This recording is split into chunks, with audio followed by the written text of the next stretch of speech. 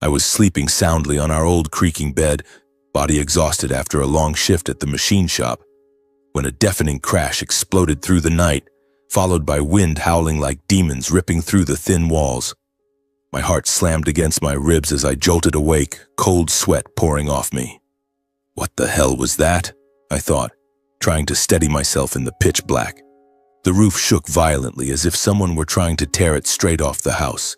The windows rattled in their frames, screeching on their hinges, and then another terrifying impact, like thunder cracking right above my head. The wind screamed, hurling rain against shattering glass, and I felt the storm swallowing everything whole.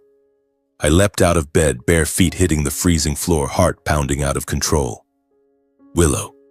Luna!" I shouted, my voice cracking over the roar of the wind. My wife, Willow Vaughn, was curled in the corner of the bed, eyes wide with terror.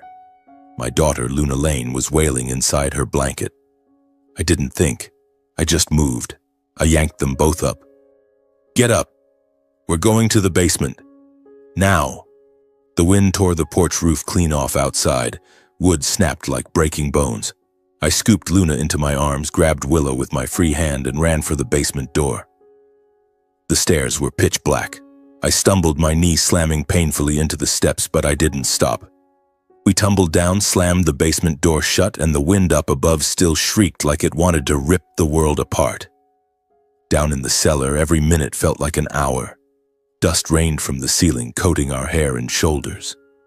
The flashlight flickered, its weak beam falling on Willow's and Luna's pale, terrified faces. My wife trembled, nails digging into my arm. "Wild, what's happening? Is the house okay?" she whispered, voice shaking. Luna sobbed against my chest, tiny arms wrapped tight around my neck, breaking my heart with every hiccup. I held them both as close as I could and whispered, "It's okay. The storm will pass. We're safe down here." But inside, I was terrified. This house was everything I had. 10 years of mortgage payments, every drop of sweat I'd poured into building a home for my family. And now? The wind still roared. Something heavy crashed overhead, shaking the floor beneath us. I prayed silently, begging the storm not to last. Finally, after 4 endless hours, the storm began to weaken. The howling turned to a low whistle through the roof. Rain still drummed, but no longer like a waterfall. I took a deep breath, hands still shaking, and pushed the basement door open. "Let me check first. You two stay here until I say it's safe," I told Willow, handing Luna to her and forcing my voice to stay calm. I climbed the stairs, stepping onto cold, soaked tile, water pooling around my feet. The air was thick with the smell of wet earth and broken wood. I walked slowly down the dark hallway, heart racing faster than ever.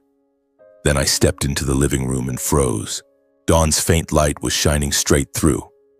My ceiling. The entire roof was gone. Shingles lay shattered everywhere. Rain poured through the open sky like a waterfall, turning the living room into a swamp. I stood there, mouth open, unable to believe my eyes. The huge oak tree in the front yard had been uprooted and had crashed through the living room wall, crushing one corner of the house into rubble. Furniture was soaked, the couch ruined, books and family photos scattered like trash. "Oh God, what happened?" I whispered, feeling the world collapse beneath me. Willow and Luna climbed up behind me, and I heard them both gasp in horror. My wife stood frozen, hand over her mouth, eyes wide at the devastation. Luna ran to me, clinging to my legs, voice trembling. "Daddy, what happened to our house? Where are we going to live now?" She burst into tears, rain and tears mixing on her little face. I stood motionless, throat tight, unable to find words. How do you tell a 7-year-old that everything we owned was now just wreckage? Willow looked at me with a mix of pity and silent blame, as if thinking, "Why didn't you fix the roof sooner? Why didn't you take better care of us?" In the distance, sirens wailed, ambulance, police, fire trucks, red and blue lights flashing across cracked walls and scattered debris. But nothing could fill the hollow tearing through my chest. This was my home, the place I came back to after exhausting shifts, where Luna drew pictures and Willow used to smile. Now it was broken. I stepped outside into the drizzle, walking over the ruins, trying to keep my balance on splintered wood and puddles. My feet sank into mud, every step felt heavier. A few neighbors' houses were damaged, twisted awnings, fallen trees, but none were destroyed like ours. I stared at the house I'd been paying off for nearly 10 years, the one I planned to re-roof this summer, now just a shell of broken walls. Everything I'd saved, every overtime hour gone with the muddy water. Neighbors came running, eyes full of sympathy. Mrs. Linda next door handed me an old jacket. "Wild, put this on, you'll catch your death." Mr. Tom helped Willow and Luna to shelter under his porch. "You hurt? Everyone okay?" they asked. Their kindness warmed me a little, like a tiny flame in the storm, but it also cut deeper, reminding me how powerless I was. I couldn't even keep a roof over my family's heads. I, Wild Lane, 35 years old, a machine operator in a Seattle factory, had always thought I was the strong one, the provider. Now I stood in front of everyone like a failure. Willow stayed behind me, face flushed with shame at the pitying looks from the neighborhood, as if the whole street were watching our family hit rock bottom. She avoided everyone's eyes, clutching Luna tightly, and I knew what she was thinking. She regretted choosing an ordinary guy like me instead of someone wealthy like her family had wanted. Luna still clung to my legs, shivering, cold and scared. I could only stare at the ruined roof, feeling the entire world had collapsed on the one place I'd tried so hard to protect. A police officer approached, young, uniform-soaked. "You the homeowner, sir? This area just got hit by an unforecasted severe storm. No time to warn or evacuate. A lot of homes are affected. Yours took a direct hit." He spoke professionally but with sympathy. I nodded, voice hoarse. "Yeah, Wild Lane. We were sleeping when it hit. I got my wife and daughter to the basement in time. Now, the roof's completely gone. The oak tree fell through the living room." He wrote quickly, eyes kind. "That's major damage. Sign here to confirm. We'll help you contact insurance." I signed the soaked form with shaking, freezing hands, nearly dropping the pen. When I finished, he clapped me on the shoulder. "Hang in there, Mr. Lane. Call us if you need anything." I nodded, but inside there was only a vast, echoing emptiness. I walked back to Willow and Luna, my feet heavy as if they were dragging through lead.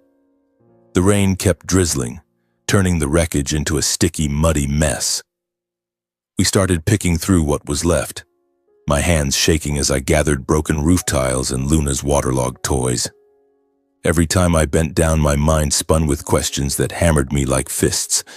Where would we stay in the coming days? Where would the money for repairs come from? How could I make sure Luna wouldn't be scared anymore?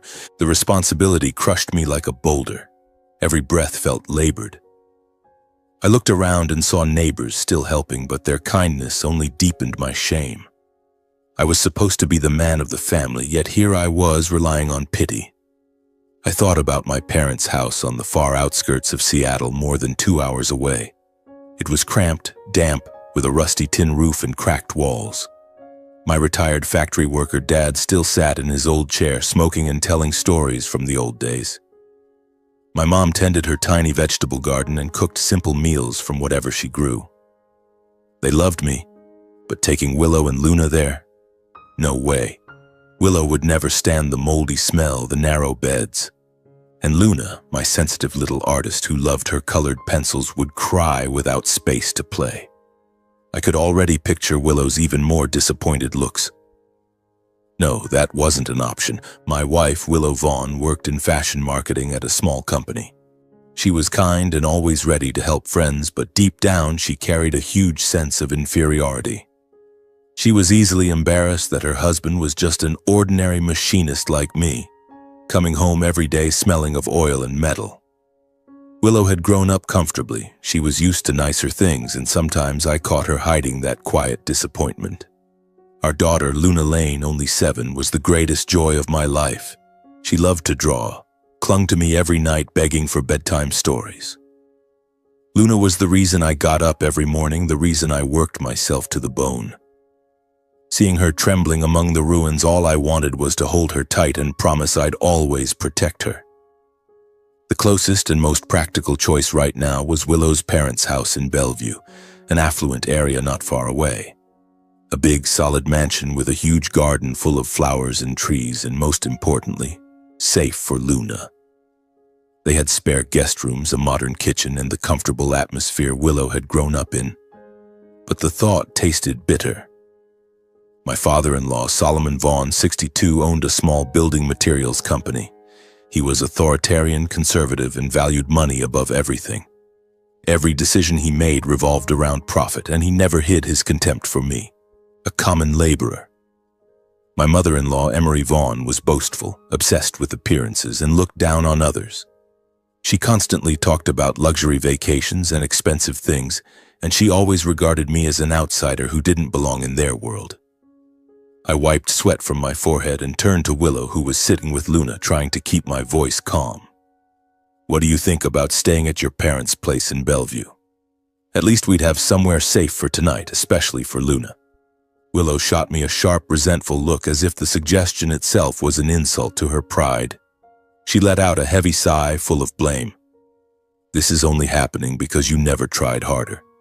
Now we have to go begging my parents for help. Do you have any idea how disappointed I am in you, Wild?" Her words cut like a knife. I stood frozen. I tried to explain, voice trembling. "Willow, I've done everything I could. No one saw this storm coming. It would just be for a few days." She gave a cold, turned away and held Luna tighter, as if she couldn't even bear to look at me. I understood. In her eyes, I had always been the failure who couldn't give his family a decent life. The thought dragged up old memories I'd buried deep, tearing open wounds I thought had healed. I remembered when we first fell in love 8 years ago in a little cafe near the factory. Willow, with her long glossy hair and radiant smile, had held my hand proudly. "I love you because I see your sincerity, Wild. You're patient, strong-willed, and I believe you'll take care of our future." Back then, even though her family disapproved, she had hugged me in front of them as if declaring her choice. I believed our love could overcome anything. But that changed quickly once marriage was on the horizon. Our wedding day, supposed to be the happiest day of our lives, became a bitter scar. I remember it clearly. Beautiful sunny Seattle weather, but the atmosphere inside the church was heavy. My parents, simple and honest people, had saved up to buy decent clothes for the occasion. Dad wore his old suit, Mom wore fake pearls. They smiled warmly and hugged me tight. But the moment they stepped into the reception, everything shifted. Willow's family looked at them with open disdain, as if they were intruders from another world. Solomon raised his glass and said with a smirk, "Marrying within one's station is something to consider carefully, isn't it, everyone? Not everyone is fortunate enough to have a perfect match." His words stabbed me, but I swallowed the pain and forced a smile. Emery smiled politely, yet her eyes dripped contempt, as if poor people had dared to step into high society. At first, Willow defended me. She pulled me aside and whispered, "Don't listen to them, Wild. As long as we love each other, nothing else matters." She hugged me, and I believed love would win. But after the wedding, things slowly changed. The contempt from her family began seeping into our daily life. Family gatherings where I sat silently while they talked business and European vacations, and all I could contribute were stories about factory shifts. I watched Willow start to believe I really was incompetent, without a future, the wrong choice, just as her parents always said during their visits. "You deserve better than this life, darling," Emery would whisper when she thought I couldn't hear. And Willow, instead of objecting, stayed silent. I just kept trying to keep the peace, working day and night at the factory, saving every penny for my wife and daughter. Extra shifts until midnight, weekends fixing things around the house. I thought if I worked hard enough, things would get better. Willow would be proud of me again, like in the beginning. She would hug me and say, "You did great. I'm proud of you." But now, with our house destroyed by the storm and nowhere else to go, I finally understood. In my wife's eyes, whatever faith she once had in me was long gone. She saw me as a burden, and that pain crushed my chest.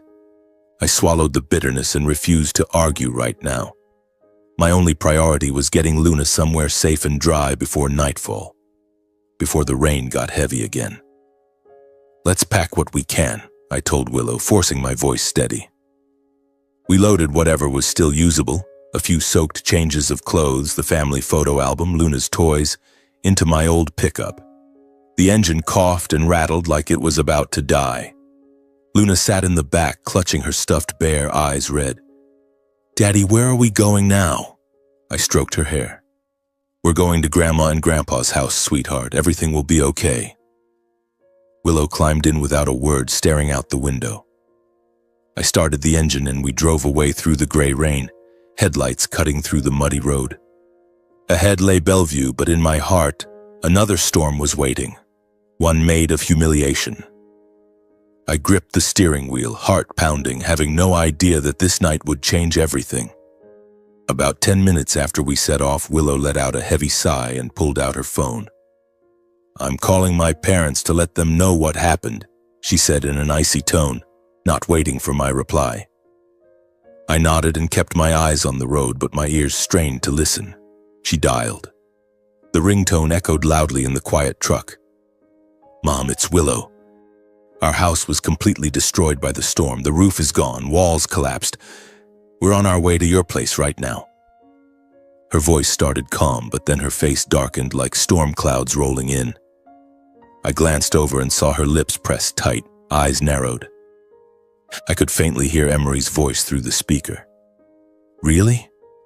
Why didn't you fix the house sooner? And now? Willow bit her lip. Yes, I know. But Luna's freezing and we need somewhere to stay tonight. The call dragged on a few more minutes. When she hung up, her face was ashen, hands trembling as she slipped the phone back into her pocket. What did your mom say? I wanted to ask, but the words stuck in my throat. I didn't dare speak.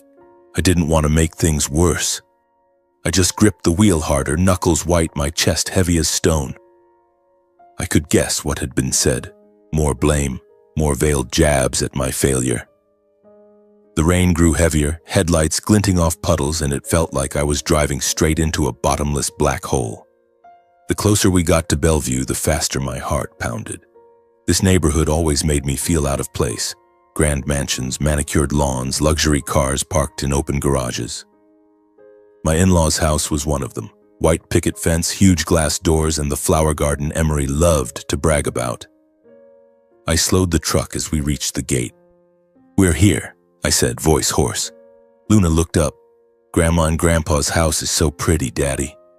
I turned off the engine, took a deep breath, stepped out into the rain, and lifted Luna into my arms to shield her.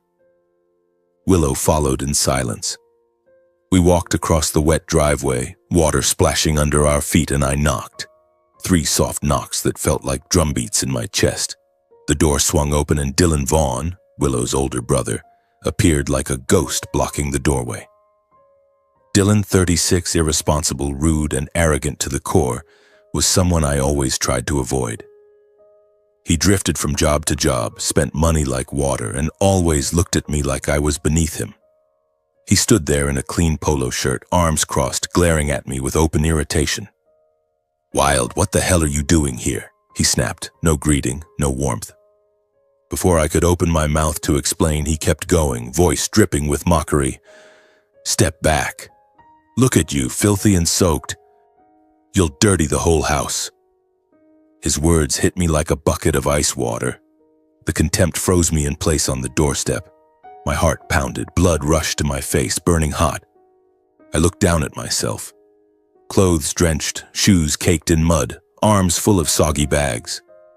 Luna shivered in my arms and whispered, "Why is Uncle Dylan mad, Daddy?" I held her tighter, trying to stay calm. Dylan, the storm destroyed our house. We just need a place to stay for a little while. Emery Vaughn appeared right behind him, gently pushing Dylan aside. She was dressed in a pristine long dress, hair perfectly pinned up, face carefully made up. Oh, wild, Willow, Luna. I heard everything on the phone. She said with fake sweetness, eyes cold as ice.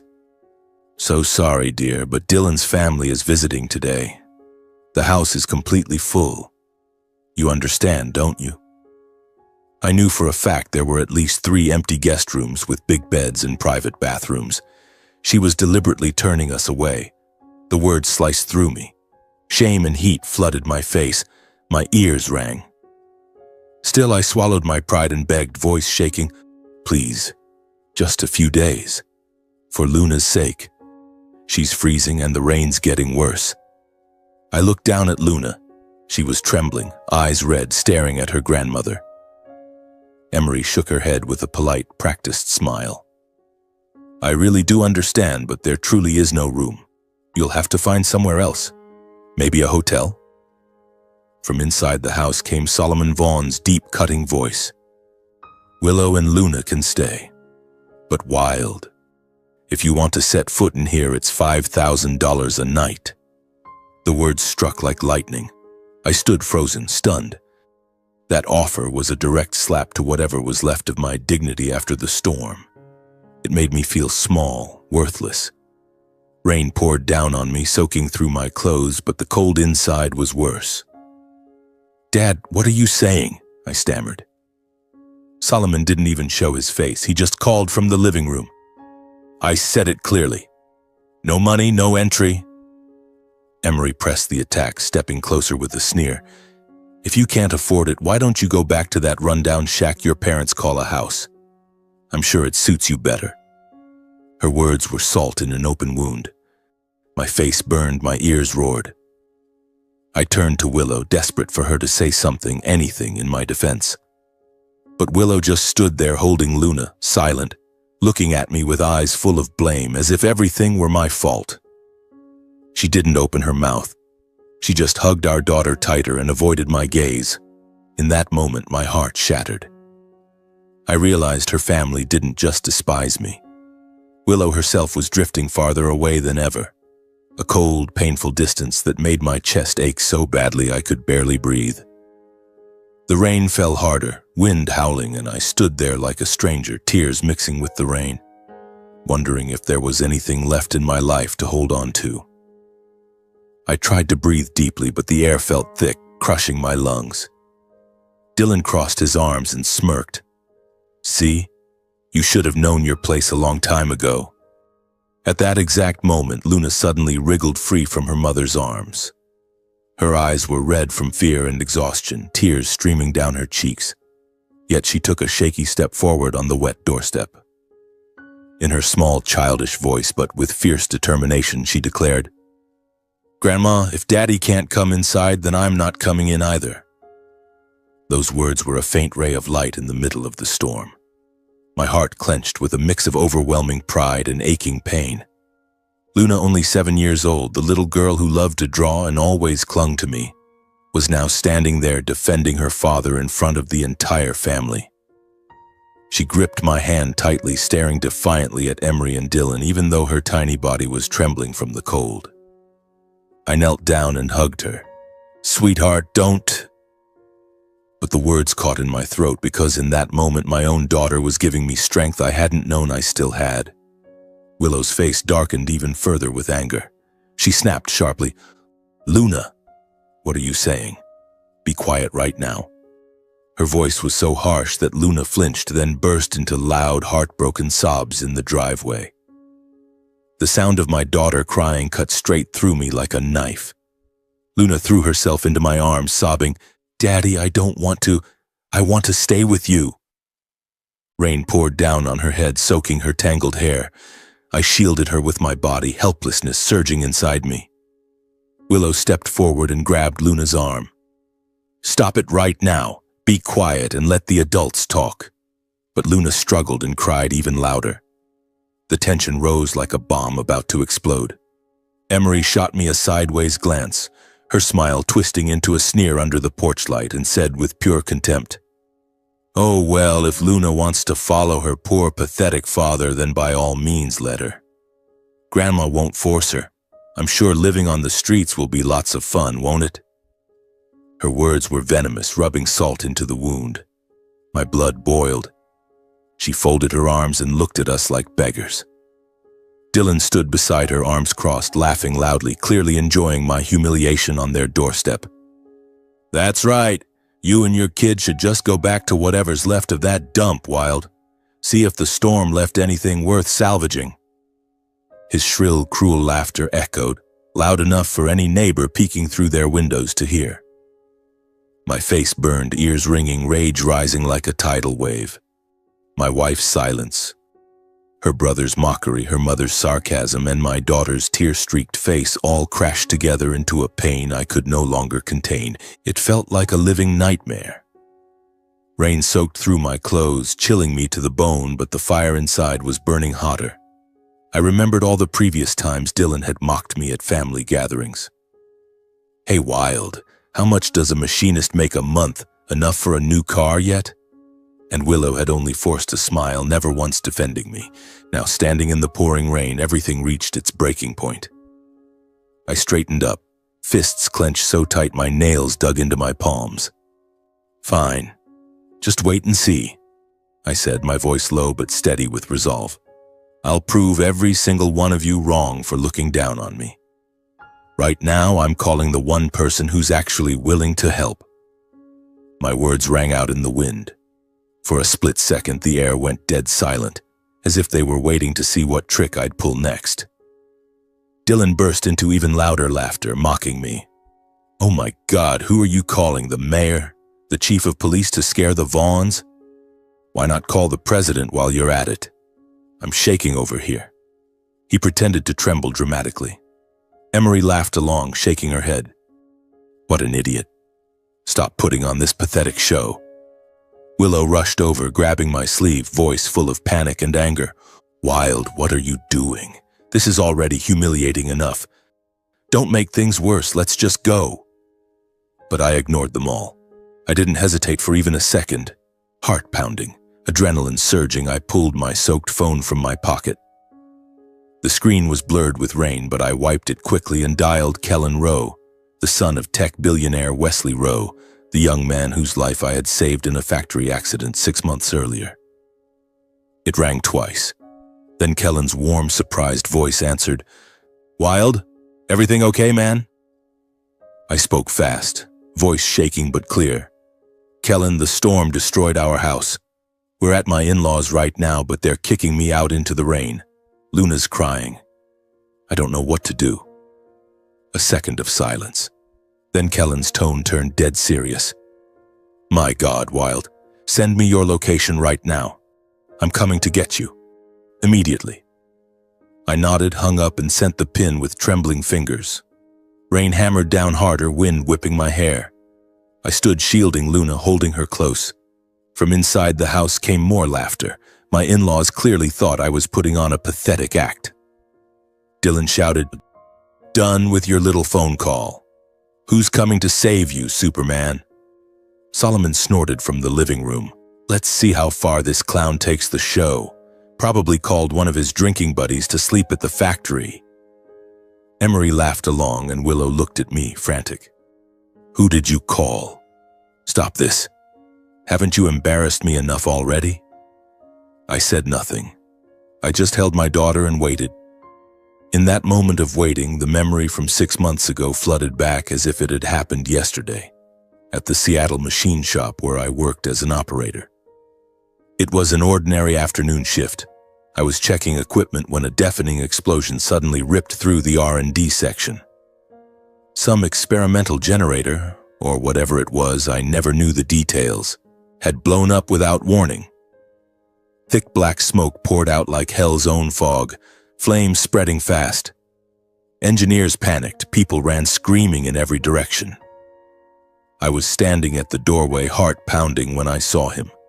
Kellen Rowe, the young son of Wesley Rowe, who had been touring the R&D lab. He was trapped inside, collapsed on the floor, his leg pinned under twisted metal, choking on the smoke. Every engineer froze. No one dared rush in. The fire was too high, the smoke too thick. But I didn't think. Adrenaline surged and I charged in like a madman. The smoke stung my eyes, flames licked my sleeves, burning like acid. I dropped to my knees, yanked the metal off Kellen's leg with everything I had, hands shaking from pain but refusing to stop. "Hold on, I'm getting you out," I shouted, voice hoarse amid the roar of fire. Kellen, weak and gasping, "Save me. Please don't leave me here." I hoisted him onto my shoulder and ran through the wall of smoke, flames chasing at my back. We made it out by inches. I collapsed outside the door, coughing violently, hands blistered and raw. Kellen survived but was rushed to the hospital. Lung damage from smoke inhalation, a broken leg. I was treated too, though my injuries weren't as severe. That night in the hospital, billionaire Wesley Rowe himself showed up, impeccably dressed in a suit despite the chaos, face pale with worry. He grabbed my hand, eyes red. "You saved my son's life, Wild. I owe you a life debt. You are the benefactor of the Rowe family." His words were so sincere, so warm, they brought tears to my eyes. From that moment on, he no longer saw me as just an employee. I had saved his world. Kellen was his youngest son, the hope of Rowe Industries. Afterward, Wesley treated me like family. He invited me to his massive estate outside Seattle for dinner, talked about life, and told me, "I see real potential in you, Wild. Don't stay a machinist forever." Kellen, once released from the hospital, treated me like a big brother. Total respect, total trust. He called often, asked about Luna, sent her birthday gifts. "You saved my life, Wild. Call me anytime you need anything, I mean it." I had never taken advantage of that connection. I was too proud, too afraid I didn't deserve it. But now, standing in the rain, I knew this was the one time I had to use it. That memory gave me strength. My heartbeat steadied a little, even as the rain poured and the wind howled. Back in the present, the rain grew heavier, soaking through my shoes, freezing my feet. Everyone under the Vaughn's porch stared at me with irritation, convinced I was just bluffing to save face. Dylan wiped rain from his face and sneered. "Still waiting? Did you call a ghost to come rescue you?" Solomon nodded. "Let's go inside, everyone. Let the fool stand out there and sober up in the rain." Emery glanced at me. Poor Willow, married to a man like this. Willow stood huddled, eyes flickering between worry and shame. I checked the time. 15 minutes had passed. I started wondering if Kellen would really come. Roads were chaos after the storm. Maybe he was stuck in traffic. Doubt crept in, but I pushed it away and focused on Luna's warm breath against my chest. Then suddenly the ground began to vibrate, a strange low rumble like distant thunder but closer. A powerful downdraft hit from above, whipping trees into a frenzy, leaves flying everywhere. I looked up, heart racing faster. "What the hell is that?" Dylan muttered, staring skyward. Everyone followed his gaze. Then the roar of helicopter engines thundered directly overhead, growing louder like rolling thunder, making everyone jump. "A helicopter? Why is there a helicopter here?" Emery shrieked, hand over her mouth. I stood frozen, unable to believe my ears. A huge, sleek black helicopter appeared through the rain, its searchlight flooding the entire garden. It descended onto the lawn behind the Vaughn mansion. The rotor wash flattened the grass, whipped up a small whirlwind of rain and dirt, and the deafening noise made my ears ring. What the hell is going on? Why is a helicopter landing in my yard? Solomon roared, stepping out from under the porch, face ashen. The Vaughn family stared in shock, turning to me with wide-eyed suspicion and panic. Dylan stammered, "No way. Who did you call?" Willow covered her mouth, eyes huge. "Wild, who on earth did you call?" Luna squealed in my arms. "Daddy, a helicopter. Your friend came." I stood there, heart pounding, barely daring to believe it myself. As the rotors slowed and the noise died down, figures emerged through the rain. Leading them was Wesley Rowe, 68 years old, immaculate suit untouched by the weather, silver hair gleaming under the floodlights, carrying the unmistakable authority of a billionaire titan. Behind him walked Kellen Rowe, tall and broad-shouldered in a leather jacket flanked by 2 large bodyguards holding umbrellas. I was speechless, throat tight with disbelief. A helicopter? In a residential neighborhood? Wesley Rowe, the man who appeared on Forbes covers, descending from the sky like a god? He strode straight to me through the rain, placed a warm, protective hand on my shoulder, and said in his deep, steady voice, "Wild, are you all right? I'm here." Kellen immediately crouched down, scooped Luna into his arms, and gently wiped the rain from her face. "Hey, little princess. Uncle Kellen's here. Cold? Let's get you warm on the helicopter." Luna giggled, forgetting her tears. "Uncle, is that your airplane?" The air went dead silent, only the fading whine of the engines and the cold wind left after the landing, carrying the smell of wet earth and jet fuel. Wesley Rowe turned to face the Vaughn family. His expression was calm, but his eyes were sharp as steel, freezing the entire porch into stunned silence. No one dared breathe. Dylan was the first to react, voice cracking in terror as recognition hit. "Oh my God, Wesley Rowe, the billionaire Wesley Rowe." He stumbled back, face white, finger trembling as he pointed. Instantly, the entire Vaughn family reeled in shock, knees nearly buckling. Solomon gripped the porch railing. Emery covered her mouth. Willow stood paralyzed. The people who had just mocked me, humiliated me, and thrown me out into the rain now stared in utter disbelief that I, Wild, the man they had treated like dirt, was personally connected to and protected by one of the most powerful men in the country, the head of a multi-billion-dollar tech empire who graced national magazine covers. The atmosphere turned to ice. The Vaughn's silence spoke volumes, shock, fear, and a humiliation deeper than any they had ever inflicted. The rain kept falling, but now it felt like the dramatic soundtrack to the most stunning reversal of fortune. I stood there, Luna safe in Kellen's arms, feeling as if I were in a dream. My heart had calmed, but my mind was still spinning. Wesley stepped forward, his commanding aura instantly overwhelming the entire front yard, like a king standing among terrified subjects. He spoke, his deep voice low but carrying over the rain louder than the downpour itself. "I heard you demanded that Wild Lane, the man who saved my son's life, pay $5,000 a night just to take shelter here. How very interesting." His words landed like a slow fuse bomb. The tension thickened unbearably. I stood there, heart pounding, unable to believe he already knew every detail. Kellen must have told him on the way.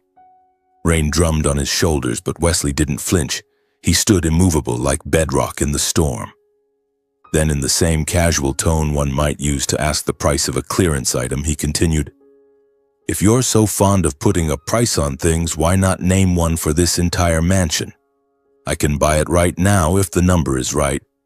A house like this is pocket change to me." Solomon went deathly pale, mouth opening and closing like a fish out of water. He knew perfectly well that Wesley Rowe could buy the whole Bellevue neighborhood with a single nod. I had read about him in the papers. Rowe Industries, a multi-billion-dollar empire with skyrocketing stock prices and corporate takeovers he handled like morning coffee. Solomon, the owner of a small, struggling building materials company, now stood before him like a beggar before an emperor, stammering, Mr. Rowe, there must be some misunderstanding." But Wesley only gave a cold, thin smile and said nothing, letting the silence choke the air. Solomon's attitude flipped instantly. He turned into a fawning servant. We would be honored to have you and your party inside. Please, come in, come in. It's pouring out here, you'll catch a cold." He frantically waved at Emery. "Darling, go make tea, hurry." Emery nodded furiously, face flushed with shame, while Dylan slunk behind them, suddenly mute. We stepped into the grand mansion. The scent of polished wood and fresh flowers hit me, yet to me it felt like walking into a gilded prison. Kellen carried Luna ahead. She had stopped crying and was now looking around with wide, curious eyes. Wesley placed a steady hand on my shoulder and whispered, "You okay, Wild? We'll sort this out." I nodded, voice thick. "Yes, sir. Thank you for coming." Once everyone was seated in the lavish living room, soft leather sofas, gleaming glass coffee table beneath a crystal chandelier, Solomon launched into his performance, voice dripping with false innocence. "Mr. Rowe, we have always loved Wild's family. He's our son-in-law. The money thing was just a joke. I'm sure Wild misunderstood. We would never turn away our own daughter and granddaughter." He shot me desperate, pleading looks, sweat beading on his forehead, hands clasped tight. I felt nausea rise at the shameless hypocrisy. Minutes ago he had thrown me out like a dog, now he was preaching love. Emery sat ramrod straight, trying to look composed, but her eyes flicked toward me with sharp blame, as if this entire ridiculous scene were my fault. She forced a syrupy smile. Exactly. We were only worried about space. But now, everyone is most welcome. Dylan's family, his wife, their 2 kids, who had been so loud and arrogant earlier, now huddled silently in the background, heads down, afraid to meet anyone's eyes. Wesley spoke again, his voice filling the silent room like a verdict. Wilde is not only the man who saved my son's life. He is also someone with a kind heart, extraordinary dedication, and who always puts others before himself. He locked eyes with Solomon, who immediately lowered his gaze. I sat there, heart pounding with emotion. Wesley was praising me in front of the very people who had despised me. Then he continued calm and deliberate. I have been considering promoting Wilde to Chief Operating Officer of our Northwest Division, an announcement originally planned for next quarter. But I believe now is the perfect time to move that forward. The words hit like thunder. The entire Vaughn family went ghost white, frozen in their seats. Solomon's mouth hung open, speechless. Emery gripped the armrest so hard her knuckles turned white. Dylan stared at me, eyes bulging as if seeing a ghost. Willow turned to me, face drained of color. Coup? You? They're offering you that position? They could not process it. The man they had mocked and humiliated less than an hour ago was about to step into a top executive role at one of the biggest tech empires in the country. Sky-high salary, real power, a brilliant future. I was stunned myself, but I kept my composure, a surge of hope and disbelief rising inside me. Wesley turned to me, his voice gentle yet firm. Wilde, come with me. We're done here. I nodded immediately, scooped Luna into my arms. She clung tightly to my neck. Willow reached out, grabbing my sleeve. Wilde, wait. We need to talk. But I shook my head, voice hoarse. Enough, Willow. I'm too tired for this. The Vaughns' faces flushed crimson with shame. Solomon mumbling apologies, Emery covering her face, Dylan frozen like a statue. I walked out the door behind Wesley and Kellen, the 2 bodyguards clearing the way. Cold wind hit my face, rain slashed sideways, but an incredible lightness washed over me, as if I'd finally shed a burden I'd carried for years. The Vaughns stood rooted in place, watching me leave their house not as the beggar who had arrived, but as a man protected and respected. Dylan whispered in disbelief, No way. This can't be happening. The door slammed shut behind us. We stepped into the rain and boarded the waiting helicopter. The rotors spun up with a deafening roar. I held Luna tight, heart racing with nervous excitement. Where were we going? Wesley took Luna and me to a luxury penthouse owned by the Rowe Group, right in the heart of Seattle, with panoramic views of the city glittering through the rain. The helicopter landed on the rooftop and we stepped into an enormous apartment. Polished hardwood floors, plush leather sofas, a state-of-the-art kitchen. He clapped me on the shoulder. Rest here, Wilde. Don't worry about anything. For now, this is your home. Kellen grinned at Luna. Pick any room you want, princess. There's one with brand new toys just for you. Her eyes lit up. Really, Uncle Kellen? Daddy, I have new toys. I love it. I stood there, overwhelmed. From the wreckage of our house to this penthouse, everything felt like a dream. Before leaving, Wesley said, Come straight to my office tomorrow morning. We have important things to discuss. Don't be late, Wilde. He winked, then climbed back into the helicopter and flew off. I hugged Luna, closed the door, and collapsed onto the couch, mind reeling. Rain still tapped against the huge windows, the city sparkling below, but a strange excitement filled me. What was this important thing? Was it really the COO position? That night I lay on the enormous soft bed, warm blankets around me, but I couldn't sleep. I was still in shock from the chaos of the day. Luna slept peacefully beside me, exhausted from crying while I tossed and turned, images flashing. The ruined roof, Dylan's mocking laughter, Wesley's icy stare, and the promise of promotion. Early the next morning, I dropped Luna at school. She was already bouncing with joy, bragging to her friends about riding in a helicopter. I kissed her goodbye and drove to Row Tower, the gleaming glass skyscraper catching the morning sun, my heart pounding with nerves. I took the elevator to the top floor. Wesley's office was vast, with floor-to-ceiling windows overlooking the sound. He greeted me with a warm smile. "Come in, Wild. Sit. We have things to discuss." The first thing I did was thank him for saving my dignity in front of my in-laws with the promotion story, assuming it had just been a kind lie. "Mr. Rowe, thank you for protecting my pride last night. Thank you so much.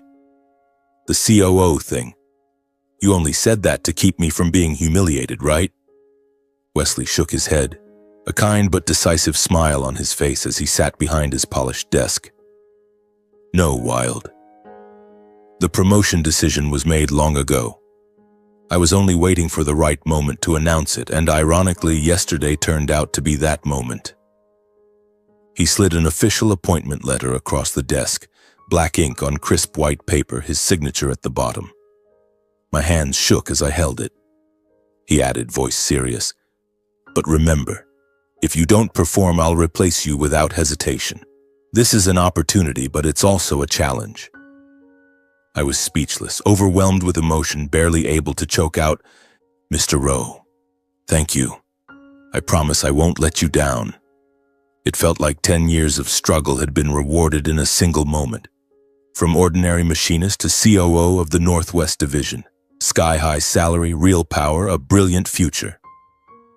Tears rolled down my cheeks. He clapped me on the shoulder. "You've earned this, Wild. Now go make it happen." Before I left, he added, "If you need anything, call Kellen. My son will guide you. He sees you as a brother." I nodded, gratitude flooding me, and walked out clutching the letter. That day marked the moment my life officially turned the page. From a man despised and discarded to a key leader in a billion-dollar tech empire. I drove back to the penthouse, mind racing with plans: learn, work, protect Luna. The rain had stopped. Morning sun lit up the streets, and for the first time I felt excitement mixed with real hope. The future was bright, but I knew the challenges would be just as big. My heart beat fast with anticipation, and I asked myself, can I do this? Or will I fail?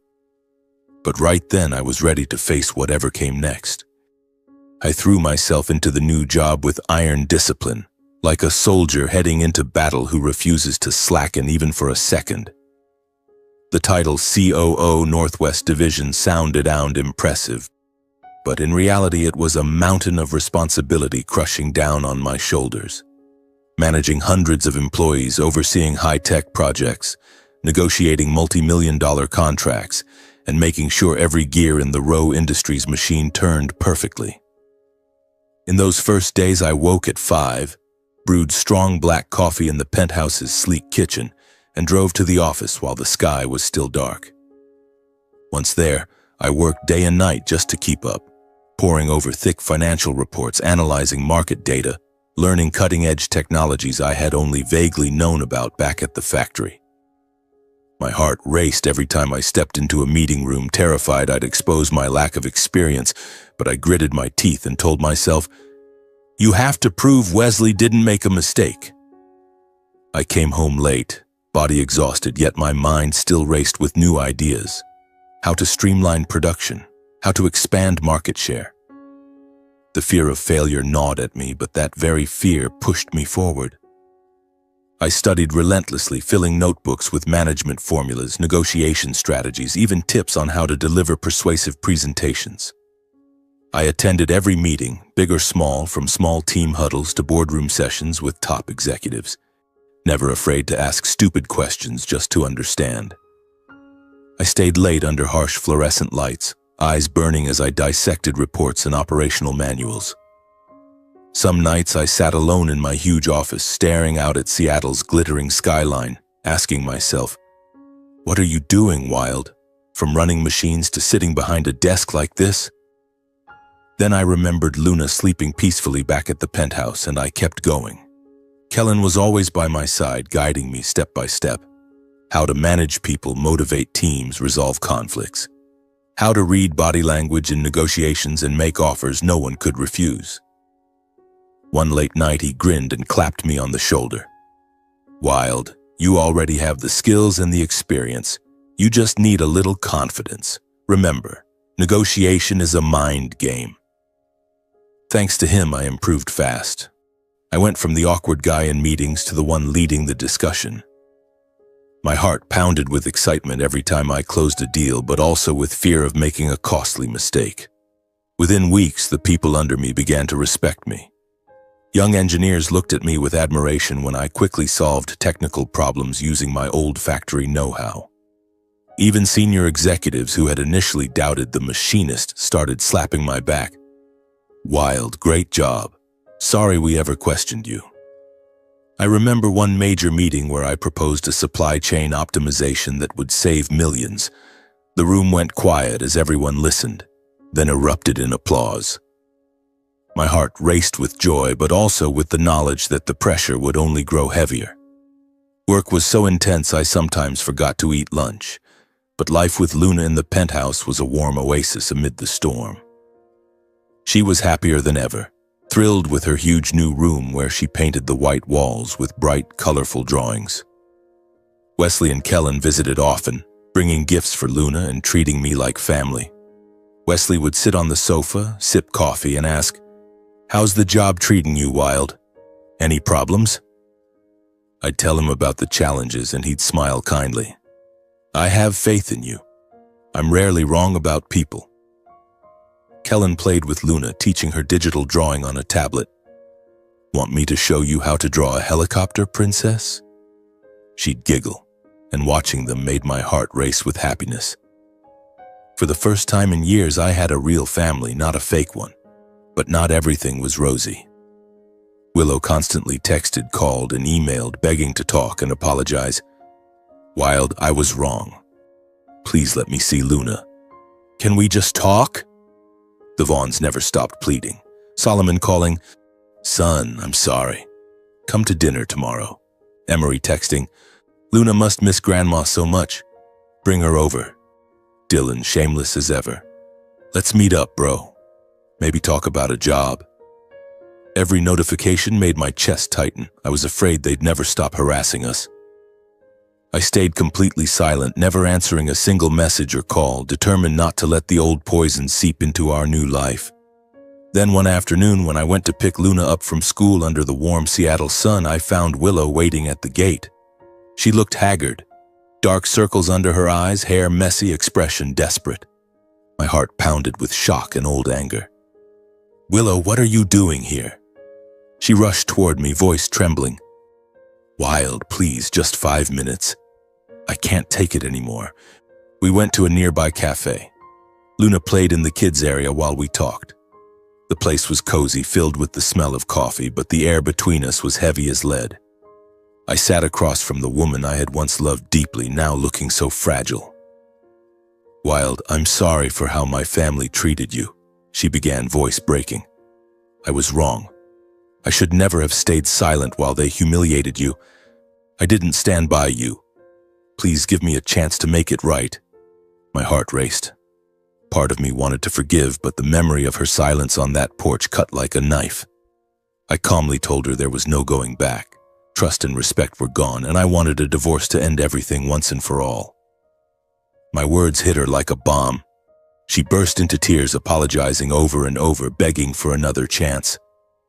"Wild, for Luna's sake, for what we once had, I'll change." Tears streamed down her face, her hands gripping mine, but I had made up my mind. My heart pounded with pain, yet I stood, took Luna's hand and walked out, leaving her sitting alone in her tears. Luna asked, "Was Mommy crying, Daddy?" I stroked her hair. "She's just sad, sweetheart. But you and I will be okay." I drove home wondering if I had made the right choice. Weeks later, when they realized I wouldn't budge, the Vaughns turned vicious. They smeared me on social media with twisted stories. He clung to our daughter when he was poor. Now that he's successful, he abandons his wife and her family. Typical ingrate who forgets who helped him. This kind of man doesn't deserve respect. Posts spread fast. Dylan wrote, "Ungrateful bastard. Saved a billionaire's son, then ditched his wife and in-laws the moment he got rich." Emery commented, "Poor Willow, my sister married a traitor." Willow posted tearful stories, "You've become someone else, Wild." My heart pounded with anger every time I saw them, but I didn't respond, didn't defend myself. I let the storm pass, trusting that time would reveal the truth, and because I was already used to being judged by people who knew nothing about me. A few weeks later, I made the decision to file for divorce. I no longer wanted the wounds to keep bleeding. My heart pounded as I signed the papers in the corporate law office of Rowe Industries, where everything was handled with cold, machine-like precision. Thanks to the full support of Rowe's legal team, the process moved quickly and cleanly, from drafting the documents to filing with the court. They helped me gather ironclad evidence, Willow's accusatory messages, the video of the Vaughns driving me away in the storm. "This will be over fast, Mr. Lane," the lead attorney said confidently, easing some of the anxiety knotting my chest. While waiting for the petition to be accepted, my mind spun with memories, the joyful wedding day, the arguments that slowly piled up, and that fateful stormy night. Every time I thought about the upcoming hearing, I wondered, how fiercely would Willow fight? How would this affect Luna? At the divorce hearing, I presented the full picture of the mistreatment I had endured, Solomon's and Emery's contempt, Willow's silence as I stood in the freezing rain. My heart pounded as I faced the judge, voice trembling but resolute. "Your Honor, I endured years of disdain, but now, for the sake of my daughter Luna, I must end this. I have overwhelming financial stability as COO of Rowe Industries, a warm penthouse and a far better environment for her. Top schools, friends, and genuine support from people who truly care." My attorney submitted thick files, financial reports proving my income was now many times higher, a psychologist's report showing Luna was thriving in my care, and the phone video of the Vaughns laughing as they shut the door on us. My heart hammered while waiting for the ruling, sweat beading on my forehead, hands clenched under the table. Mercifully, full custody was awarded to me with compelling clarity. Willow was granted scheduled visitation only. The gavel fell. The courtroom went silent. I exhaled in relief, but my heart still raced with worry for Luna. How would she take the news? Willow had almost nothing credible to counter with except belated tears. She sat sobbing, voice breaking. "Your Honor, I love my daughter. Please don't take Luna from me." Her lawyer offered only emotional pleas, no solid evidence that she could provide a better home. No financial documents, no proof. The divorce was finalized quickly in just a few short hearings, closing an 8-year marriage that had begun with sincere love and ended in accumulated disappointment. And that one fateful, stormy night. I walked out of the courthouse with the papers in hand, sunlight streaming through the car windows, but my heart felt heavy as lead. Anxiety surged as I drove home to tell Luna, "Sweetheart, from now on it'll just be you and me. Mommy will visit often, okay?" She cried, "Where's Mommy going? Did she leave me?" I held her tight and explained as simply as I could. "Mommy still loves you very much, but Mommy and Daddy can't live together anymore. Daddy will take the very best care of you." In the nights that followed, Luna often woke up crying for her mother. I comforted her, my own heart aching like it was pierced by needles. But I knew this decision was right, even as I worried about raising her alone. At the same time, the Vaughn family began a downward spiral with no brakes. Solomon's reckless investments and greed caused his building materials company to hemorrhage money. I felt my pulse quicken when I read the news. After the storm, he had borrowed heavily to buy materials at inflated prices for big reconstruction projects, only for the market to crash and contracts to be canceled en masse. Their once proud mansion, the one they had bragged about to neighbors, thrown lavish parties in, was foreclosed by the bank. They were forced to move into a cramped, moldy rental apartment on the outskirts of Seattle, with cracked walls and a rusty tin roof. The exact kind of place they had once mocked when it belonged to my own parents. An old acquaintance told me they sold everything fancy. Solomon cried, handing over the keys. Emery and Dylan fight all day now. A strange thrill of vindication mixed with pity rose in me at the dramatic reversal. From manicured lawns to damp, narrow rooms smelling of mildew. I wondered, did they regret their words that rainy night? Dylan's family fared no better. His laziness and spending habits drowned them in debt. They scraped by, day to day. Dylan, once flaunting expensive cars, now stocked shelves at a local supermarket. His wife sold things online to pay credit card bills, and their kids were pulled from private school. I saw one of Dylan's posts. "Life's too hard, anyone able to help?" I just shook my head, heart racing as I remembered his shrill, mocking laughter on the porch. I worried they might come begging, but I had blocked every number, deleted every contact, and focused on our new life. Busy meetings, evenings telling Luna bedtime stories. While the Vaughns crumbled piece by piece, my own life soared. I ran the division with growing efficiency, closing massive international contracts, from European tech giants to American startups, delivering record revenue for Rowe Industries. My heart pounded at every negotiation table, nerves and excitement intertwined, but Kellen's guidance kept me winning.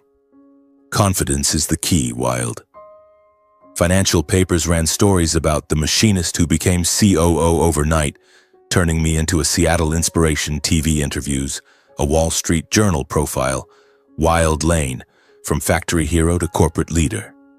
My pulse raced reading the praise, terrified the spotlight would fade if I slipped, but Wesley's proud calls after every big win steadied me.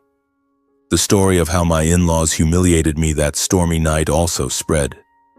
But this time, public sympathy was entirely on my side. Opinion turned against the Vaughns. They're the villains. Wild deserves every bit of happiness. My honor was fully restored, even brighter than before. Old friends sent congratulations. Neighbors in the penthouse building smiled. "Mr. Lane, you're an inspiration." I stayed silent, letting my actions speak. I stood firm in my new role beside my daughter and the genuine support of the Rowe family, while those who had once despised me fell into the very pit they had dug. Every morning in the penthouse, watching Luna paint with a radiant smile, I felt peace. Kellen dropped by on weekends to play chess with her. "Want me to teach you how to beat your dad, princess?" Wesley visited monthly, bringing management books. "Study this one, Wild. It'll help." Work soared, but I always made time for Luna. Park trips, bedtime stories. My heart still races sometimes, anxious about the future. What new challenges await? But I know I've walked through hell and come out the other side into light. Seattle rain taps on the windows like a reminder of the past. But the sun is out now and I smile. Life is fair after all. The nerves have faded, replaced by strength. I've risen and nothing can stop me now. After more than a year in the new role, I had firmly established myself as COO of the Northwest Division. The steady income and thriving career finally gave me the confidence to buy a spacious, fully equipped home for Luna and me. My heart raced as I signed the contract. A modest villa on the outskirts of Seattle with a lush green garden, bright living room, and a dedicated playroom for Luna filled with toys. "Daddy, does the new house have a pool?" she asked, eyes sparkling. I laughed. "Of course, sweetheart, and a big yard so you can paint outside." We moved from the temporary penthouse into our new home. The moment we stepped inside, the scent of fresh wood and sunlight streaming through the windows filled me with a mix of excitement and nervous joy. This was our real home, free from the shadows of the past. Work remained intense, endless meetings, major contract negotiations, but the stable income let me provide for Luna without worry. Top schools, small vacations, everything she needed. Anxious about our new house's safety, I installed cameras and an alarm system, telling myself, "This is a fresh start, Wild." I also bought my parents a brand new, comfortable house in the countryside, renovated the garden, and equipped it with modern appliances so they no longer had to live in damp, run-down conditions. My heart pounded when I called them, "Mom, Dad, I bought you a new house, spacious with a gas stove and washing machine." My father's voice trembled. "Son, why spend so much? We're used to the old place." But I insisted I wanted them to enjoy their later years in comfort. Every month I sent extra money and supplements, calling to check on every meal and nap. "Dad, what did you eat today? Did Mom take her medicine?" Worried they wouldn't adapt to modern gadgets, I guided them via video calls. Dad laughed. "I've got it now, son." Those moments warmed my heart, filling old voids. Luna grew sweeter and more lively every day, completely at home with the Rowe family. She treated Kellen like a real uncle and called Wesley Grandpa. That warmth made me feel for the first time that life was truly settled. My heart raced with joy when Luna hugged Kellen. "Uncle, tell me a superhero story." Kellen grinned, lifting her up. "Sure, princess. Want to hear how your dad flew through fire to save me?" Wesley played chess with her. "Grandpa won, but you're getting really good." She giggled, and those scenes melted away my early worries. The Rowes didn't just support my career, they filled the emotional gaps too. Luna grew fast, proudly showing Wesley her drawings. "Grandpa, I drew you flying a helicopter." He smiled gently. "Beautiful, sweetheart." One day, Wesley's eldest daughter, Alexandra Rowe, 32, returned from Europe to take over global strategy. She was sharp, mature, calm, and highly respected in the industry. My heart raced the first time I met her in the office. Tall, neatly cropped hair, warm yet confident voice. "Wild, Kellen's told me all about you. Thank you for saving my brother." I smiled. "Just doing what anyone would, Ms. Rowe." She laughed shyly. "Call me Alexandra." She quickly noticed me through my reports and projects. My calm competence impressed her, and she grew curious about the man who had saved her brother's life. During joint meetings, she asked, "Wild, what's your take on European expansion?" I presented my ideas. She nodded. "Brilliant. You really think long-term." Nerves gradually turned into closeness. We talked after work. Through shared projects, we grew to trust and understand each other deeply. I felt a warmth I hadn't known in years. She valued my kindness and the way I loved my daughter. My heart raced when I invited her to dinner. "Alexandra, come over and meet Luna." She smiled. "Are you serious? I'd be honored." Luna adored her instantly. "You're so pretty. Will you paint with me?" Alexandra hugged her. "Of course, sweetie. What should we draw?" I was nervous about new feelings, but her sincerity opened my heart. Late coffees after meetings, sharing our pasts. She listened. "You're stronger than you know, Wild." Our relationship grew naturally, quietly, genuinely. The kind of peace I thought I'd never find again after my first marriage. My heart pounded the first time I held her. "Alexandra, I love you." She whispered, "I love you too, Wild." After nearly a year together, Alexandra proposed one simple evening, just the three of us. My heart went wild as she knelt with a ring. "Wild, I want to be with you and Luna forever. Will you marry me?" Luna cheered. "Say yes, Daddy. Hurry." Tears in my eyes, I answered, "Yes, my love." Luna threw her arms around her. "You're my mommy now." Nervous excitement and pure happiness filled us. We held a small, warm wedding. Wesley walked the bride. Kellen was best man. It took place in the Rowe family garden under warm sunshine, with only my parents and closest friends. Wesley clapped my shoulder. "Be happy, son." Our new life overflowed with peace. Alexandra loved Luna like her own, taught her to paint, read bedtime stories. Wesley and Kellen visited most weekends, filling the house with laughter. "Grandpa, play chess with me," Luna would shout. Sometimes I took Alexandra and Luna to visit my parents. My heart raced with joy driving through the countryside. Mom hugged Alexandra. Our daughter-in-law is beautiful and talented. We're so lucky. Watching my aging parents hold Luna's hands, smiling happily in their new home, filled me with a peace I'd never known. Standing in the yard at sunset, golden light over the fields, I remembered the days of being despised, humiliated, thrown out by the very people I thought were family. The stormy night, Dylan's laughter, Willow's accusing eyes. The past felt distant now. I realized every pain, failure, and wound had led me here, to the life I truly deserved. The greatest lesson: sometimes loss is life's way of guiding us to something better. I believe that in family, whether the one we're born into or the one we choose, only kindness, respect, and truly seeing each other's worth can create real happiness. No one is perfect, but everyone deserves a place to come home to, as long as it's filled with genuine love,